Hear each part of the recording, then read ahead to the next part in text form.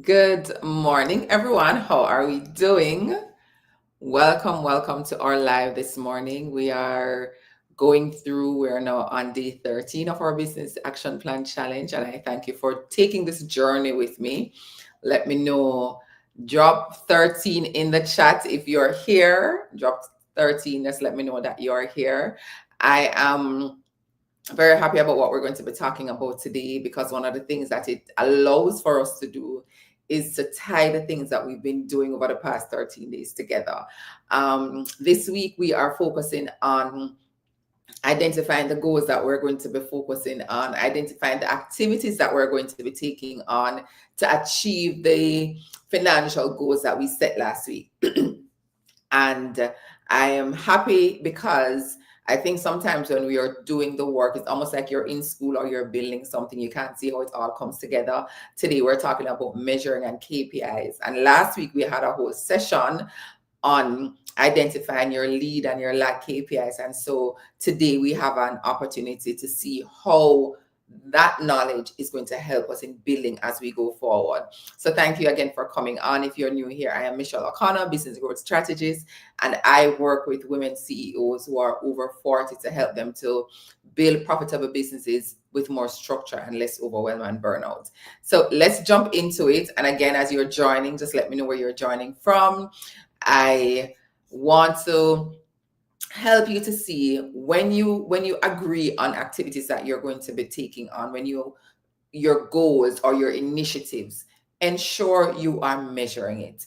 Measuring it's not just a thing, it's not an academic activity that you're doing, but what it's doing is helping you to see if what you're doing is working. If you're trying to gain weight or lose weight, when you go on the scale, that number is a guide. If you're trying to get to a destination in a certain time, when you put your location in Google Maps or whichever application you use, when it tells you what time you are expected to get there, you're able to see if it works for you. Does this direction work? Do I need to change where I'm driving? That is what your measure does.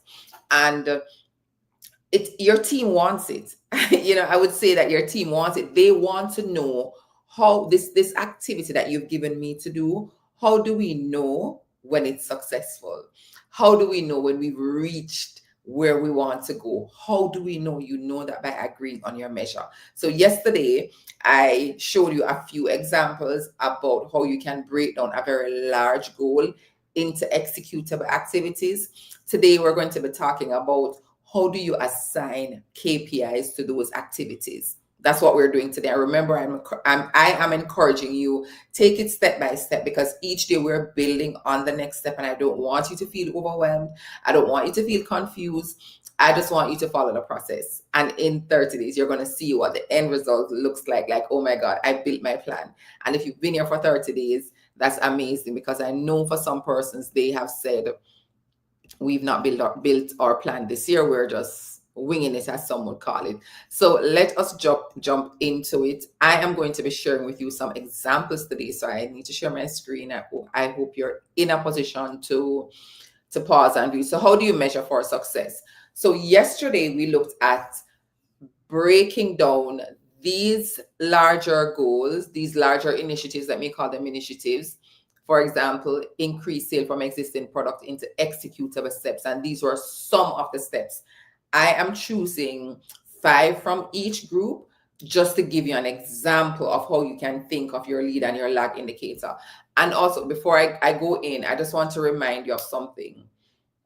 You do not need a lot of activities. And what I'm going to show you now is when you're focusing on one initiative, it has sometimes each of these initiatives that we looked at yesterday had 10 steps in all, 10 things that needs to be done in order for that initiative to be a success. It means when you're focusing on one thing, it requires a lot of your focus and your energy. As such, that's why I keep saying I don't encourage you, depending on the size of your organization, I probably should say, be aware of that when you're setting your initiatives. And you don't need a long list of KPIs. I'm giving you these because I want you to see examples of these KPIs. You can have a KPI bank I would call it, have a KPI bank. And in that KPI bank, you have a list of KPIs that you're using for various initiatives. So I just wanted to put that out there. And also, before I forget, on Monday, I presented at a women's networking event, and I offered my ebook for free. And we were supposed to change back the price yesterday, and we didn't get to change. We forgot to change it, or the system. Whatever happened, it's still up for free. And so I am leaving it open for another 24 hours. So the link is in the comments. It's a workbook that helps you to plan, do some of what we're doing here. So if you're interested, go ahead, and it's free. Download it and you'll see if you need it. If not, you may know somebody who does. But I often say to persons that the way we do things might change, but the framework and the thinking, strategic planning, how you plan remains the same. You may have tools to help you to do it, but so I didn't want to forget that. So go ahead and download that. All right, so let's jump into it. So this was one of the examples that we looked at. How do you grow, increase sales from your existing products? Some things that you would have to do, you're going to be reviewing your current sales performance. Why are you doing it? Like, okay, we're doing this thing to what end? You want to measure product page visits per month. So those were some KPIs that you probably would have set. How are we increasing our monthly product revenue? And I've tagged them lead and lag because I want to still cement the thinking that you want to be aware of your lead and your lag indicators. And these are, again, examples. You don't need a long list, but I want to get your brain thinking. Analyze your customer feedback. You're looking on number of feedback responses collected. The number of responses that you get is going to help you with your lag, because now the more information you get, the more information you have to analyze. And you're looking at your customer satisfaction score. You don't want to look at a score from 2 people. You want a score from 70% of the persons that you send the survey to, right? So that's one of the things that you want to look on. Another activity, another step in helping you to increase sales from your existing product, you want to update your branding and packaging. Engagement on updated product visuals. So maybe you posted it on your website. You want to look on how many persons are clicking. Maybe you sent emails. Maybe you have it on social media. Let's look on what that engagement is. And then you're looking at conversion rate. How many persons clicked? How many persons purchased? Another thing that you may look at is refreshing your product photos and videos. Number of impressions from refreshed creatives. Okay, we made a change for this product. What are people saying? Do they like it? Increase in click-through rate as a lag. Publish customer testimonials. One of your indicators, testimonial views and saves. How many persons are looking at what our past clients are saying? Because that is now going to be an indicator that they may want to do business with us, or they may want to refer us to others. So that is one example. Do we have any questions? I'm pausing to see if we have any questions. Anyone understands anything that's not clear? Awesome. Roy, great. Roy said that he's following the steps. I love that, Roy. And the thing is, if there's anything in the step that you've missed, remember we do have videos for that. So go ahead and download that. And if you download the book, when you download the book, you can also use that as we go through these sessions, because the book is also similar to what we're doing here. This is a longer version of it because we're taking it over a period of 30 days. So thank you for that, Roy. And download the book and go ahead and use it. So let's continue. I'm going to give you 2 more examples. So here we go. Another example that we looked at yesterday was for a service-oriented business. So whether you're a consultant or you're a coach, whatever, a service-oriented business. And these are 5 of the things. Yesterday we went through 10. You can watch that video. I'm going to go through 5 to show you how you can use this. So refine or define your target audience. You want to grow. Let's look back at the persons who we're targeting. Is there anything that we need to change? Landing page visit from our ideal persona, or conversion rates of our ideal clients. Here on YouTube, it gives you it gives you some information about the persons who are watching your videos. It does that on YouTube, right? So you are able to see who is watching. So therefore, when we talk about your ideal persona, you can decide whether or not the persons who you want to view or the persons who you want to interact with you are interacting with your content. LinkedIn, the same thing. If you want to target organization that has X number of employees, when persons view your content on LinkedIn, LinkedIn gives you a report to show you the organization. LinkedIn also shows you the roles that persons hold. So if you want to target executives, you're able to look and see, okay, are the right persons interacting with my content? If not, what in my content do I need to change? So for this example, when we talk about refining persona, it's using the information that you have to help you to refine, and if you're converting. So your lead landing page visit from your ideal persona, if you're looking on LinkedIn and you realize that the vast majority of persons who are interacting with your content, regardless of the content that you're sharing, are not executives or are not CEOs, and those are the persons you want to target, you want to go back and look, because it may impact your conversion rate, which is a lag indicator. And this is how lead and lag kind of give you information. And we spoke about that already.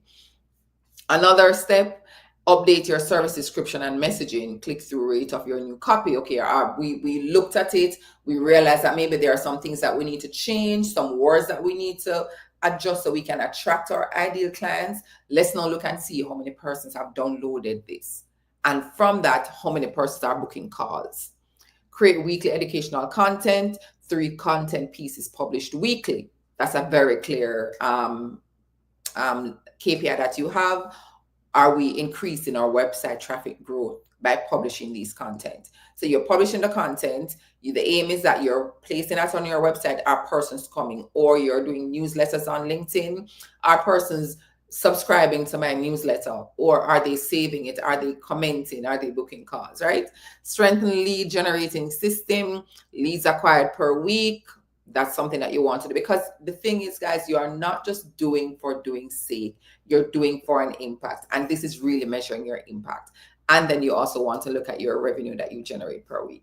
So let me pause here and look. Do we have any further questions? Anything that you want us to go over before I go to the last example? And these, again, if you're just joining, these are just examples that I'm giving you to help you to think about your own business, your own activities. And if you're just joining, I do have an ebook that I have dropped the link. I dropped the link for the ebook in the comments. This is free, guys. You can use it as we go through the live events. It helps you to follow step by step. So go ahead and download. So let's continue. We're going to be looking at the last example. We did 3 examples yesterday. This is now for a healthcare provider. You want to increase your patient bookings. 4 things that you can do. Review patient trends. How many inquiries do we have per week?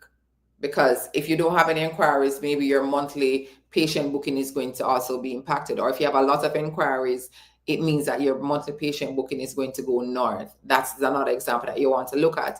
You want to audit your patient experience, number of bottlenecks identified, the persons who are sitting at your front desk and they're watching, okay, how long are we taking with each patient? How long does a patient have to wait before they are seen?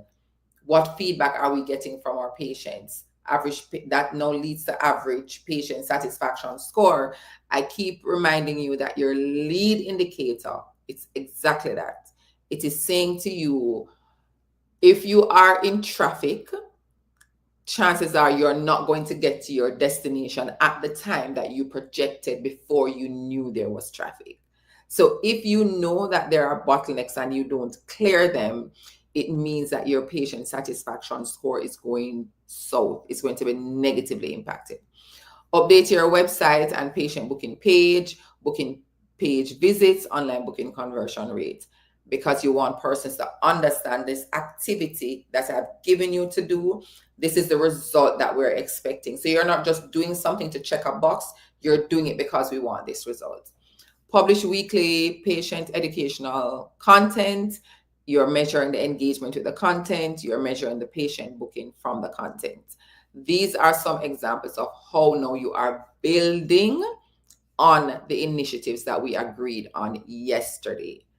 Any comments, any questions?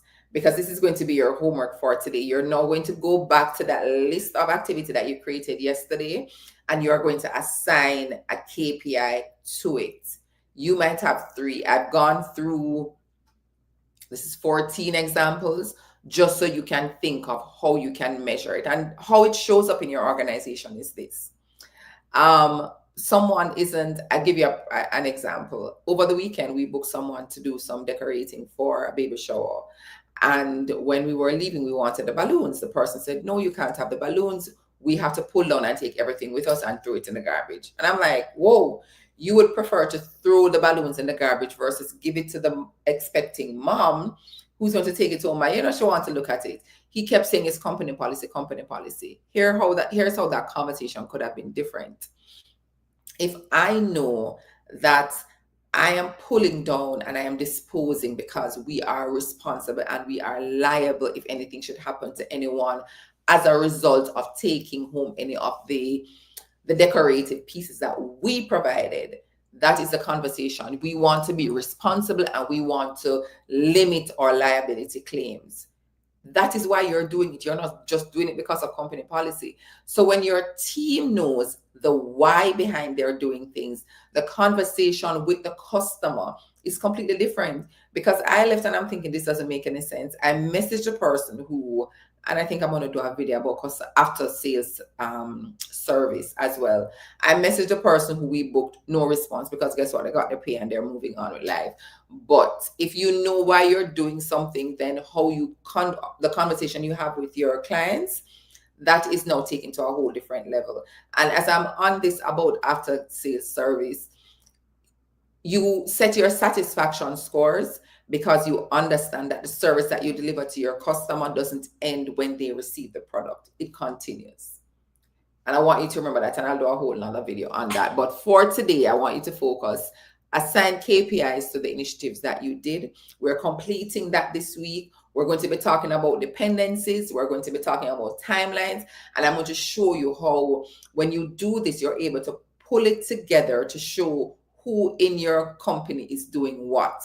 What is all my marketing person doing? What are the activities that my sales persons are taking on? What am I taking on? What is left open that we need to fill? So that is your assignment for today.